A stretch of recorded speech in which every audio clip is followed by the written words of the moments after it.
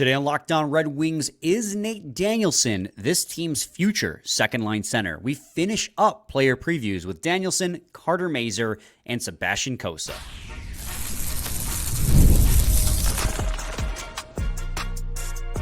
You're Locked On Red Wings, your daily podcast on the Detroit Red Wings. Part of the Locked On Podcast Network, your team every day. And William Lagerson. Welcome back to the Locked On Red Wings podcast. We are your hosts, Brian Fisher and Scotty Bentley. I forgot to name him in the cold open, but we'll talk about him as a little anecdote at the end. Scotty's also the host over at Locked On Tigers and a freelance journalist for the Detroit News. If you want to hear Scotty talk about a 10-2 blowout loss, check out Locked On Tigers after you get done with this one. It was a lot of fun. Is that what you said? Yep. Super fun. Ken Tamaya is cooked, bro. Thanks for making Locked On Red Wings your first listen every day. We are free and available wherever you get your podcasts and on YouTube. Part of the Locked On Podcast Network, your team every day. And today's episode is brought to you by Game Time. Download the Game Time app, create an account, and use code LOCKEDONNHL for $20 off your first purchase. Terms and conditions apply. Scotty, so we have a headliner, but honestly, any three of these four guys that we're going to talk about today, excluding Lagerson, could have been the headliner on this episode because they're all... Two of them are former first-round picks. One is a guy who is really impressed throughout his development, and Carter Mazur. But we will lead off with Nate Danielson. He is our headliner player today. He was, ninth overall pick just this last offseason for the Detroit Red Wings. I believe that's where he was taken. You start to get him confused after a while. When you have so many top 10 picks, you get a little lost where each and every single one of them was taken. But yeah, Nate Danielson, 19 years old. He made the jump to the AHL in the playoffs with the Grand Rapids Griffins. Only played 2 games, didn't really do a whole heck of a lot. But before that, he played with the Portland Winterhawks after being traded from the Brandon Wheat Kings and had a phenomenal season in the WHL where he scored 78 points in 68 games. You really saw the production take a huge uptick when he went to the better Portland Winterhawks team. My question for you, Scotty, is kind of twofold. One, just like with Marco Kasper, do you see him having a path to the NHL this year? And two, do you believe he is going to be this team's future second-line center? Well, I mean, starting with the latter, I guess that is the goal, right? I don't want to say that's the expectation because that feels like I don't know. I don't want to pigeonhole him into that, right? I think that he can still have a successful career and whatnot and be a valuable asset to the Red Wings without being the guaranteed 2C of this team going forward, right? But I think that would be the goal. I think that is what a lot of the fan base wants to see out of him going forward. Now, is he going to be the 2C this year? No, I know that's not what you asked, but just to clarify, no, he won't be, at 2C at any point this year. I think the conversation surrounding him making the team in general is, I don't know. I think that Kasper has a better shot of playing this year than Danielson. I think that, again, you mentioned it there in the intro. He played, 2 games for the Griffins last season. I think that they want him to get acclimated to the AHL first and then promote him. I just think Kasper's a little further along, which makes sense. He was drafted earlier. So, that's kind of how that works. I think that I am not expecting to see Danielson this year. If we do, maybe it's kind of like what Kasper got last year, where it was we'll call him up for 2 games or something like that, just at the very end of the season, or kind of like what happened with Edvinsson, his first stint as well, right? Where it's just at the very end of the season, maybe you call him up for some, but also the Wings are hopefully going to be playing for a playoff push at that point in the season. And it's not just going to be a development, call up all the kids thing. So I think that the path is probably not in the cards for him to play at the NHL level this season. But I do think that next season is where that conversation gets really exciting and that seat starts getting pretty warm. Because I think we're all really high on him. I'm really high on him. And I think that maybe even more so than Kasper at this time last year, when we're talking about the season after this upcoming one, I think that should, again, I don't want to use the word expectation because I think that it's possible for him to be good without it. But like, I think that him playing after this season could be very much on the table, and that there could even be an argument, depending on how he does in Grand Rapids, obviously, for the Wings to carve out a spot for him on the roster and open up a roster spot for him in that 25-26 season. But as far as this one in the short term, I don't expect to see him this year. I'm very intrigued with how he does with Grand Rapids and what his role is going to be. I want to see if, he starts off maybe a little bit lower in the lineup and has to work his way up, if he just starts off at the top. And of course, obviously, we'll all be looking at his production. Yeah, I mean, for one, I'm completely lockstep with you. I would add, before I get into my opinion, that I read the wrong stat line to start. He had 78 points in 68 games in 22-23 with the Brandon Wheat Kings. This season, he had 41 points in 28 games with the Portland Winterhawks and 26 prior to being traded with the Brandon Wheat Kings. So I read the wrong stat line, but I was still correct in that his production nearly doubled when he got traded to a better Portland Winterhawks team. And in the playoffs, he nearly carried that team to a WHL championship with 24 points in 18 games. And he was really good for them. And then, it's just tough in general to jump from WHL playoffs to AHL playoffs.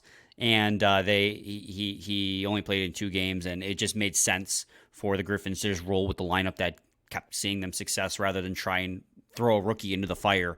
I agree with you, though, that he's going to be a player that if he does see ice time, it's going to be because at the NHL level, it's going to be because he really showed out in either training camp or with the Griffins during the season. But I will say this, he did show out last training camp as 19-year-old last year, 18-year-old, whatever he was at that point, just getting drafted. He was really impressive during training camp and lasted a lot longer into training camp and into the preseason than any of us thought he would. So, obviously there was the 2 games in Grand Rapids where he didn't look awful, but clearly just of lack of chemistry. He didn't know the team. He didn't know the arena.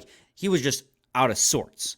He didn't look too particularly great there, but I'm not using that as a barometer because it was 2 games in the AHL playoffs where he just got finished playing with a team he had spent 20 plus games with. So I'm not worried about that. In fact, I would venture to guess that he does probably start the season in Grand Rapids, and he's going to be really, really good there. And I do also agree with you that Marco Kasper, I think, I probably would have a higher chance at getting called up at some point during the season, and that's just solely because he's just further along in his development, right? That's a guy who now has a full season of AHL ice time. We know a little bit better of where he's at in his development towards being an NHL player. But that doesn't mean that Nate Danielson can't surpass him. As far as prospects go, I think we ranked Nate Danielson above Marco Kasper now because we were talking about pure ceiling. Well, Marco Kasper might be more NHL ready right now. I think Nate Danielson has what it takes to surpass him and become this team's future 2C. I really think he does. While he is, again, another guy who's just like a two-way center, right? We made that joke when it comes to Steve Yzerman. He only drafts two-way players if they're forwards. And so this is where I really think that because his added skill that we have not quite seen out of Marco Kasper has other fantastic qualities. Don't get me wrong. We just talked about it on Wednesday. But because of that added skill and flash and speed we see out of Nate Danielson, I think that higher offensive ceiling is going to be what propels him into that future 2C role. Yeah, I agree. Probably not this year. I think that he'll play the bulk majority this year in the AHL. Maybe gets a call up at the end of the year if we're out of it. Hopefully we're not, kind of like what you said. Exactly. Hopefully we're not. Hopefully we're not. Scotty, we're going to take a break. When we return, we'll talk about fan favorite and one of our favorites, Carter Mazur, in segment 2 of Locked On Red Wings. Got to talk to you guys today about Indeed. We're driven by the search for better, but when it comes to hiring, the best way to search for a candidate isn't to search at all. Don't search. match with Indeed. If you need to hire, you need Indeed. Indeed is the matching and hiring platform with over 350 million global monthly visitors, according to Indeed data, and a matching engine that helps you find candidates fast. Ditch the busy work, use Indeed for scheduling, screening, and messaging so you can connect with candidates faster. And Indeed doesn't just help you hire faster. 93% of employers agree Indeed delivers the highest quality matches compared to other job sites, according to a recent Indeed survey. Leveraging over 140 million qualifications and preferences every day, Indeed's matching engine is constantly learning from your preferences. So the more you use Indeed, the better it gets. Join more than 3.5 million businesses worldwide that use Indeed to hire great talent fast. And listeners of this show will get a $75 sponsored job credit to get your jobs more visibility at Indeed.com/lockedon. Just go to Indeed.com/lockedon right now and show support for our show by saying you heard about Indeed on this podcast. Indeed.com/lockedon. Terms and conditions apply. Need to hire? You need Indeed. Indeed you do. Segment 2, Locked On Red Wings podcast. We are going to move on now, talking about Carter Mazur, somebody who's captured the hearts and the imaginations of Red Wings fans everywhere. Taken 70th overall in the third round of the 2021 draft. He is a guy who won 2 national championships with the University of Denver. Friend of the program. Yeah, friend of the program. We had him on just not too long ago. He went to the ground. He was great with the University of Denver, and then he jumped into the AHL. And by his own words, right when we had him on, he talked about how, like, for the first part of the season, like Marco Kasper and much of the other parts of the team, he struggled. And then he said in about December, it clicked, and he realized he can play with these guys. He finished the season with 37 points in 60 games. And in the playoffs was one of the best performers for the Grand Rapids Griffins, finishing with 8 points in 9 games on that line with Marco Kasper and Jonathan Berggren. Just an all-electric line. I mean, there's so much to love about Carter Mazur's game. We've talked about it a ton. And Scotty, I'm going to throw to you first, but I think we are in agreement that he probably has the easiest path to make it to the NHL out of any of the prospects we're talking about. And and he's a third rounder. Yeah, no, I think he absolutely does. We've kind of talked about this a little bit and sprinkled in this conversation here and there throughout the entire offseason and throughout the entire summer. So I'm glad we kind of get to do a full preview on Mazur here. I absolutely agree with you that he has the easiest path to the NHL roster this year, and that is for a multitude of reasons. One is because there's an argument he's the most NHL ready. Now, we haven't seen them play yet this season, right? Maybe Marco Kasper comes out and looks absolutely phenomenal in the preseason. But as of the end of this past regular season back in the spring, he was the most NHL ready product. And I think that the reason why his path is of least resistance is because they expect him to be a bottom 6 or at best a middle 6 forward going forward, right? Like, this is a guy who his style is kind of that gritty, not afraid to mess stuff up in front of the net type of player. And I think that that's someone that they really want on that, again, either bottom 6 or middle 6. So it's easier for him to get playing time because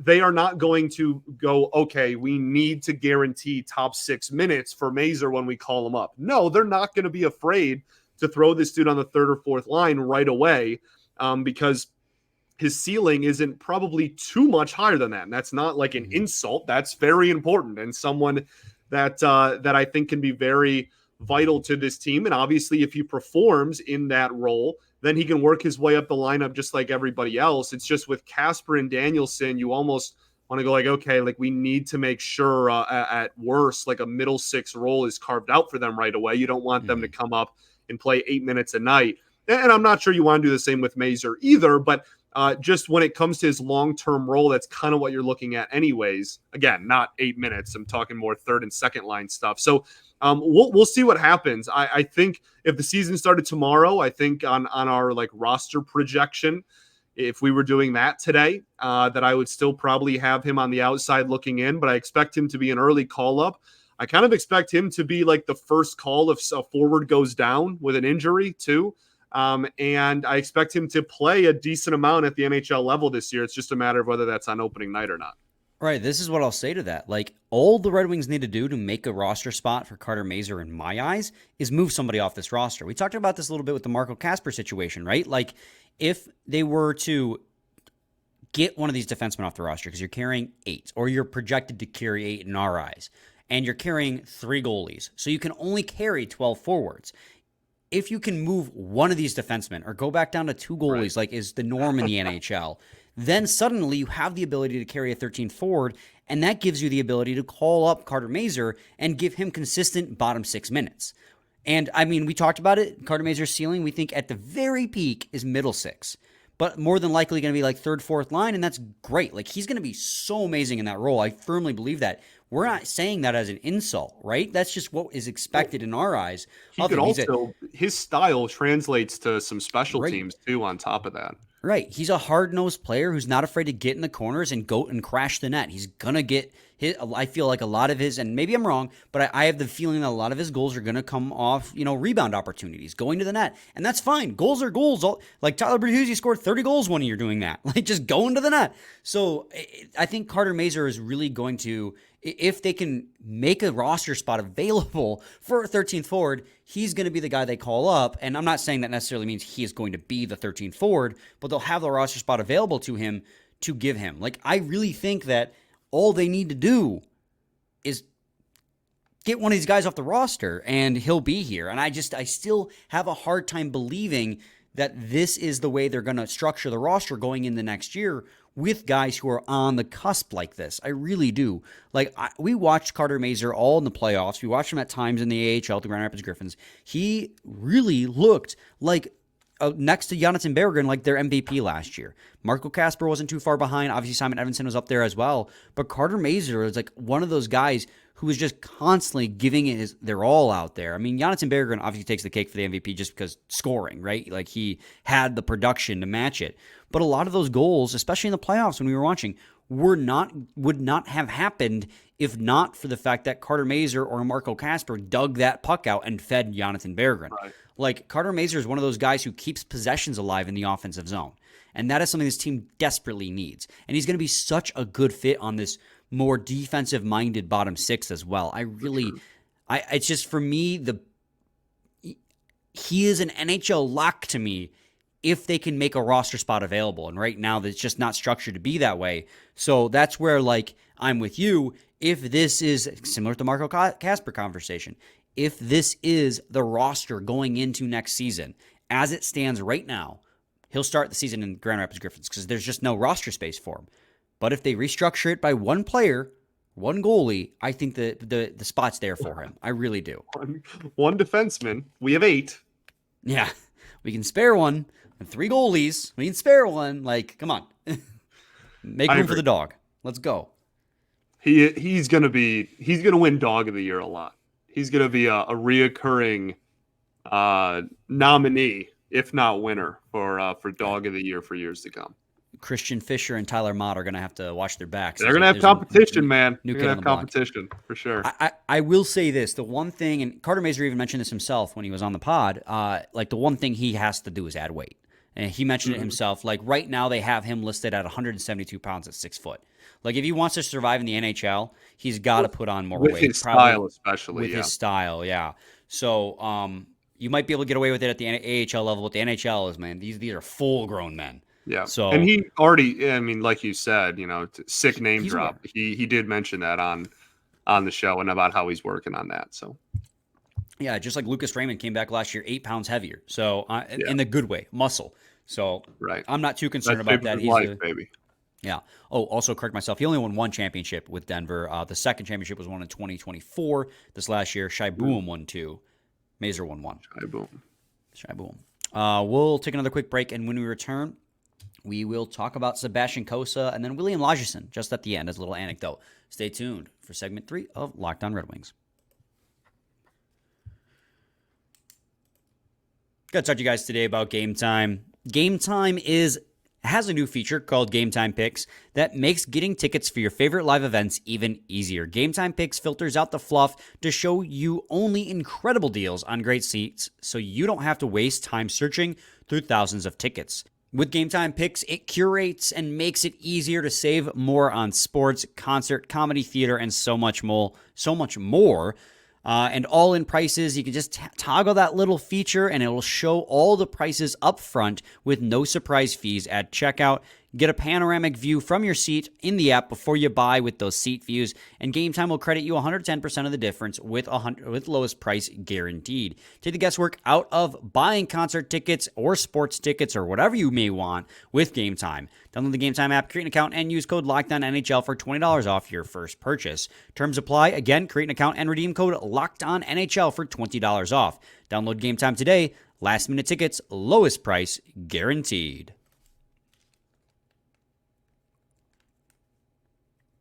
Segment 3, Locked On Red Wings podcast. Sebastian Cossa, Scotty. I think this is a guy that's worth talking about, right? Because he had a really impressive year with the Grand Rapids Griffins last year, just like the year prior with the Toledo Walleye, and just like everyone else on the team, right? We keep saying it. Slow start to the season, but then locked on in. And he ended up finishing the year with an incredible save percentage of, I believe it was 914. I'm double checking on that right now. 913. And in the playoffs was a 900 save percentage. Better save percentage than both Jesper Wallstedt and Yaroslav Askarov, who are two of the highest touted goalie prospects in the NHL, along with Sebastian Cossa. So when it comes to Sebastian Cossa and the development that he's had and the goalies that are under contract, do you think he has a shot at playing an NHL or making an NHL debut this year? Like, I won't even go as far as making the NHL lineup because I just don't think that is a feasible question to ask. But do you think he could make his NHL debut at some point this season? I mean, yeah. it's goalie's weird for this team at the present moment, as we're all aware. We have 3 on the NHL roster and signed Jack Campbell. So, like, this is a deep goalie situation currently within this organization. I think I do see a way for him to make his NHL debut at some point. Now, is that going to be a long-standing debut? Like, is he going to get called up and then be up for, 2 or 3 weeks or for half a season? No, I would imagine not. The only route for that to happen would be A, he's playing really well in Grand Rapids, and B, at least 2 of the 3 goalies on the NHL roster go down with injury for a long period of time. That would be like really the only way that I could see him making a prolonged, appearance at the NHL level. I'm really excited about Cossa, and I want to see him get even better and improve and really kind of dominate the AHL level this season. And look, like these are all fluid, right? And we talked about that a lot last season. If we are at the All-Star break this year and he is the best goalie in the AHL, and 2 of the goalies that are currently on the NHL roster are either hurt or like unplayably bad, then like we can have the conversation about like, hey, let's cut ties with one of these goalies and let's get Cossa up here and he can be the 1B for the remainder of the season. I'm not saying that's impossible. I'm just saying with the amount of depth they have created in the NHL and AHL levels with goalie, that they are going to do everything in their power to make sure that he is not rushed to the NHL level and is not forced. The organization is not handcuffed at any point in a position where like they have to bring Cossa up if he is not 100% ready. And I think that that's what they're waiting on. I think that that's why they have a ton of goalie depth, is to ensure we are only going to call him up when we feel he is developmentally ready and not because we quote unquote have to. So I don't expect him to get a lot of playing time in the NHL this year. I think that's more of a next year conversation, but I do think that it is very much on the table for him to make his debut and play a couple of games. Yeah, I just think, like you said, and that's why this isn't really a long conversation in my eyes either. I think that just like what you said, it's if he does make his NHL debut, it's going to be because there were injuries to all 3 of the goalies. Or like that's things like they even have Jack Campbell in the AHL, who like may get the call up before Cossa because they feel it's better to give Cossa just more starts in net at the AHL level. Like he's a goalie, and they're completely slow playing this, slow burning it with him. And I mean, this might be the final year he's the full-time starter in the AHL, and then next year, right? We've talked about it. You'll have Husso and Lyon coming off. You'll have one more year at Talbot. Then Cossa could make that leap. But I think the only way he plays is if there are injuries to at least two goalies. Like you need, we saw that this year, right? The Red Wings lost both Husso and Reimer at one point, which is what thrust Lyon into a position where he had to play more games. And then we lost Lyon at a certain point too. It's crazy. Goalie injuries were out of the world this year.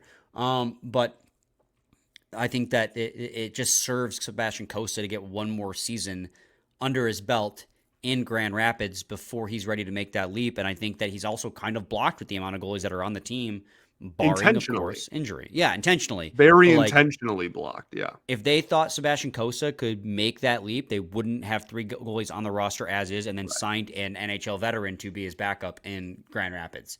Like, I just don't think that that's how that would have played out had they thought he was going to make that leap this year. And I think that's just where it is. And Cossa's going to, I firmly believe he's going to play in the NHL at some point. I just don't think it's going to be a full-time role this year. I think, if anything, it's going to be a part-time role as a call-up and send down. Yeah, same. William Lagesson, Scotty. This is a guy, the Red Wings signed to a 1-year, $775,000 contract. I believe that's the league minimum. He played 40 games last year between the Toronto Maple Leafs and the Anaheim Ducks, 10 with the Ducks, 30 with the Leafs. He had 4 assists for 4 points. He played more games than Justin Holl, so I don't think it's fair to just completely write him off as a guy who's not going to play. He is a left shot defenseman as well, so another lefty, because we have so many of those. I think this is another short conversation. We both believe that William Lagesson is mostly signed to kind of provide competition for some of the rookies coming out of the squad, being like, you got to still beat out these guys. We're not going to just give you the roster spot. And I think he'll probably be, first call up if there's an injury, right? If you don't want to call in your young guys yet, okay, you have William Lagesson, who's an NHL veteran. First call up is if there's 2 injuries. We have 8 defensemen, so I guess they could be like, we're going to run 8 no matter what. But I feel like he's probably, it would take 2 injuries on the blue line for him to get the call, yeah. I just thought with 40 games last year, having played more than Justin Holl was kind of worth a short little mention. Like, Lagesson is going to just be a depth defenseman. If you look, go ahead. Yeah, no, I mean, he was an addition that we talked about when it was made. I agree with you. I think that this is a depth move, and that's something that we talk about every year. The organization continues to get deeper and deeper, and part of that is because the prospect pool is better and really good, but part of that is also because of moves like this. So I don't expect him to play a ton. I think if he does have to play over half the season, that something has probably gone very wrong on the blue line. But there are a lot worse options out there for blue line depth organizationally. Absolutely. Scotty, do you have any final thoughts before we head into the weekend? I don't think so, man. I mean, these are just, again, a lot of the players we talked about today were young guys, and I think that there's a lot of excitement surrounding them, but I think that all 3 of these are, not Mazur. 2 of these 3 are probably a little bit more of a 25-26 conversation in terms of their impact on the NHL roster. And Mazur's a guy that we could and should and probably will see this year, which is exciting. So, we ball. Absolutely. We do ball. We'll be back with a new episode on Monday, maybe. We'll see. We got plans this weekend individually, so we'll see if we line up for a Monday episode. If not, it'll be Tuesday. So stay tuned for that. Same time, same place. It's your team every day.